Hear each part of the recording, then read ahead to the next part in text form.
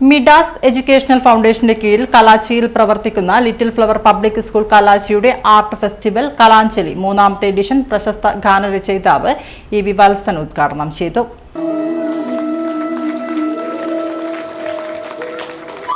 Kallachi little flower school അങ്കണത്തിൽ നടന്ന പരിപാടിയിൽ വിദ്യാർത്ഥികളുടെ വ്യത്യസ്തവും വൈവിധ്യവുമാർന്ന കലാപരിപാടികൾ അരങ്ങേറി. പ്രസ്തുത വർഷം സ്കൂളിലും പുറത്തും വെച്ച് നടത്തിയ ടാലന്റ് സെർച്ച് എക്സാം ഉൾപ്പെടെയുള്ള വിവിധ മത്സരങ്ങളിൽ വിജയിച്ച വിദ്യാർത്ഥികൾക്കുള്ള ട്രോഫികളും സർട്ടിഫിക്കറ്റുകളുടെയും വിതരണം വേദിയിൽ വെച്ച് നിർവഹിച്ചു. Ward member A Dileep Kumar അധ്യക്ഷത വഹിച്ച ചടങ്ങിൽ പ്രിൻസിപ്പൽ രാമചന്ദ്രൻ KTK റിപ്പോർട്ട് അവതരിപ്പിച്ചു. Midas chairman Anilkumar Mangalad, director Sudheesh Madappally, PTA president Dhanya M, PTA vice president Sushitha EP, mother PTA president Ramya MP, mother PTA vice president Sandhya KK, school leader Adrina തുടങ്ങിയവർ ആശംസകൾ നേർന്നു. മിഡാസ് സെക്രട്ടറി നിഷാദ് തോടനം സ്വാഗതവും little flower Kallachi centre academic coordinator Vineetha MC നന്ദിയും രേഖപ്പെടുത്തി. ഭാര്യയെ വിഷസർപ്പത്തെ കൊണ്ട് പൊട്ടിച്ചു കൊല്ലിക്കുമ്പോൾ അവിടെ പാട്ടിന് സ്ഥാനമുണ്ടോ? താൻ പ്രണയിച്ച പെൺകുട്ടിയെ സൽക്കാരം കൂടി കൊണ്ടുവന്ന് തുണ്ടും തുണ്ടായി വെട്ടിയിട്ട് അത് തെളിവ് നശിപ്പിക്കാൻ വേണ്ടി തോന്നുന്ന കാമുകന്റെ മുന്നിൽ പ്രണയഗാനം പാടിയിട്ട് കാര്യമില്ല.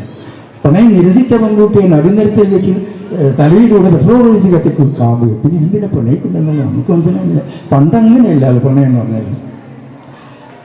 പണ്ട് ബ്രഹ്മശ്രീ പ്രണയിക്കുന്നതാണ് ഞങ്ങളുടെ ഏറ്റവും നല്ല പ്രണയമാണ് അവരുടെ പ്രണയം. ഇടയ്ക്ക് ഈ KP ഉമ്മറിലും കച്ചറിയാക്കുന്നല്ലാണ്ട് വളരെ നേരെ പോകുന്നുള്ള പ്രണയമാണ്.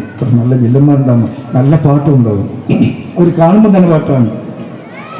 എത്ര പാട്ടുകൾ പിന്നെ സിനിമയ്ക്ക് അങ്ങനെ കിട്ടിയിട്ടുണ്ട്. അന്നു നിന്നെ കണ്ടതിൽ പിന്നെ അനുരാഗമെന്തെന്നു ഞാനറിഞ്ഞു, അതിനുള്ള വേദന ഞാനറിഞ്ഞു. ആ പ്രണയ പാട്ട് പണ്ടത്തെ പ്രണയകാരാണ്. പിന്നെ ഇനി പ്രണയിച്ചിട്ട് അവസാനം പിരിയും നിരാശ. അവിടെ ഒരു പാട്ട്, പ്രിയ സഖി പോയി വരൂ നിനക്കു നന്മകൾ നേരുന്നു. അവിടെ പാടുകയുള്ളൂ പാവം കാമുകൻ. അവിടെ നോക്കിട്ട് വലിയ പെട്രോൾ ഒഴിച്ച് കത്തിക്കുന്നൊന്നുമില്ല. പാട്ട് പാടിയിട്ട് സ്വയം ശിക്ഷിക്കുക. ഞാൻ ഒരിക്കൽ പ്രണയിച്ചിട്ടുണ്ട്. അന്ന് ഞാൻ ആ പ്രണയത്തിൽ നിരാശ കൊണ്ട് ബീഹാരത്തെ തൂക്കുവാനെ കാമുകിയെ വെടിവെച്ച് കൊണ്ടിരുന്നെങ്കിൽ ഇപ്പോൾ ഒരാളിൽ ഇറങ്ങുന്നുണ്ട്. ഞാൻ നേരെ പോയിട്ട് ഒരു പാട്ട് എഴുതിയാണ്. ഭാഗ്യത്തിന് ആ പാട്ട് കാലത്തെയും പ്രായത്തെയും അതിജീവിച്ച് എന്നെ ഇവിടെ ഈ നമ്മുടെ കലാഞ്ജലിയുടെ വേദി വരെ എത്തിച്ചു. എന്നെ ഒട്ടും പരിചയമില്ലാത്ത നിങ്ങളോട് എനിക്ക് സംവദിക്കാൻ സാധിച്ചു ആ പാട്ടുകൊണ്ട്. അതാണ് എൻ്റെ ജീവിതത്തിൻ്റെ ഏറ്റവും വലിയ. ഇന്ന് ഞാൻ ഇന്നും അന്നം കഴിക്കുന്നതും ആ പാട്ടിൻ്റെ ബലത്തിലാണ്. ആ പാട്ടാണ് എനിക്ക് ജീവിതത്തിൽ. അങ്ങനെ ഒരുപാട് പാട്ടുണ്ട് സിനിമയിൽ. കൽപ്പാന്ത കാലത്തോളം കാതരേ മുന്നിൽ കൽഹാരമായി നിൽക്കും.